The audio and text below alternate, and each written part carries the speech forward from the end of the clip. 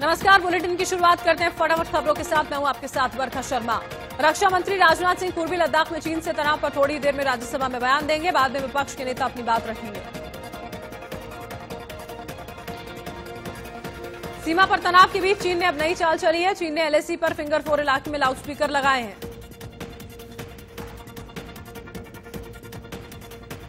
चीन लाउडस्पीकर पर पंजाबी गाने बजा रहा है। माना जा रहा है कि चीन लाउडस्पीकर के जरिए भारतीय सैनिकों पर दबाव बना रहा है।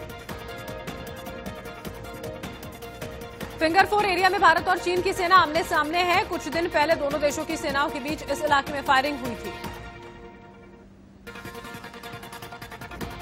चीन लद्दाख सीमा पर तनाव के बीच डोकलाम में वायुसेना की ताकत बढ़ाने में जुटा है। ताजा सैटेलाइट तस्वीरों से चीन की करतूतों का खुलासा हुआ।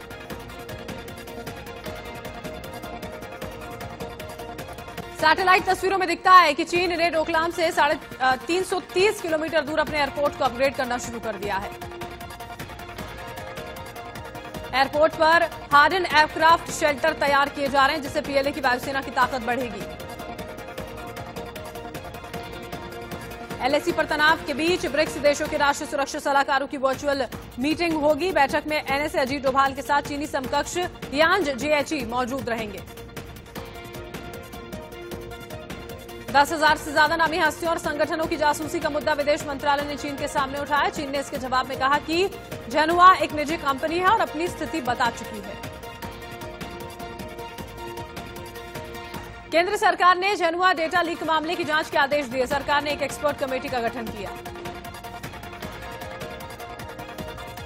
कमेटी 30 दिनों के बाद अपनी जांच रिपोर्ट सौंपेगी। चीन देश में 10,000 से ज्यादा नामी हस्तियों संगठनों की जासूसी कर रहा है।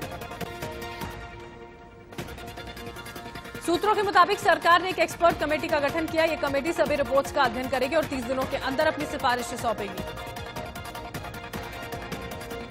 जिन हस्तियों की जासूसी की जा रही है उसमें पीएम मोदी, राष्ट्रपति रामनाथ कोविंद, तीनों सेनाओं के प्रमुख भी शामिल हैं।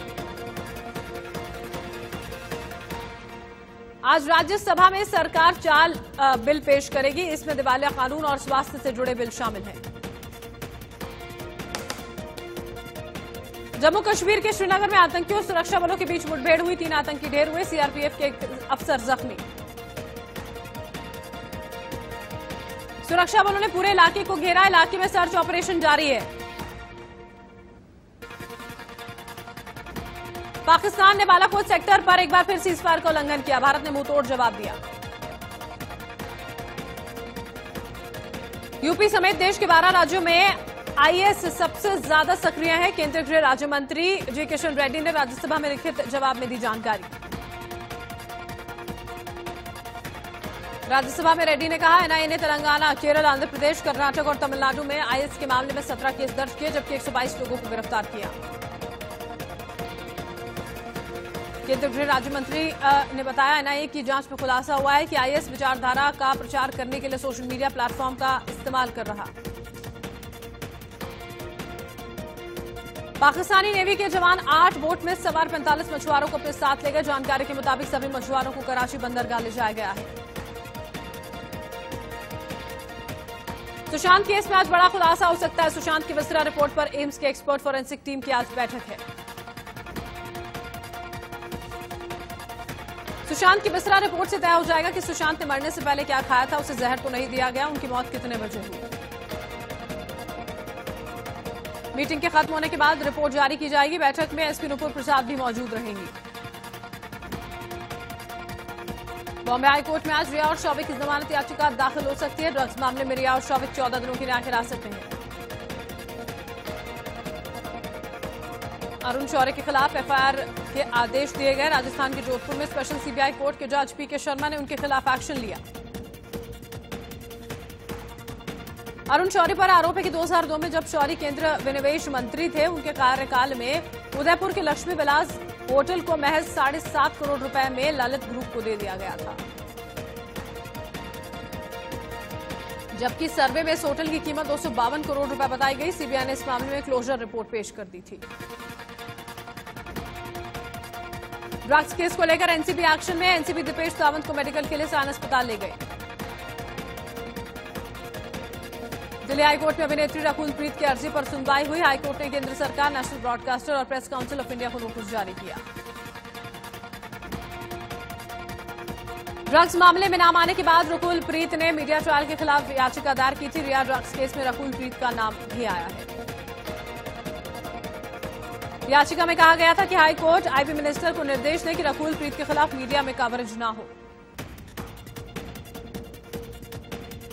कंगना रनौत महाराष्ट्र सरकार और बॉलीवुड पर एक बार फिर से हमलावर हुई हैं। कहा कि राष्ट्र के सम्मान के लिए आवाज बुलंद रखूंगी। कंगना ने ट्वीट कर कहा, शतरानी हूं, सिर कटा सकती हूं, झुका नहीं सकती।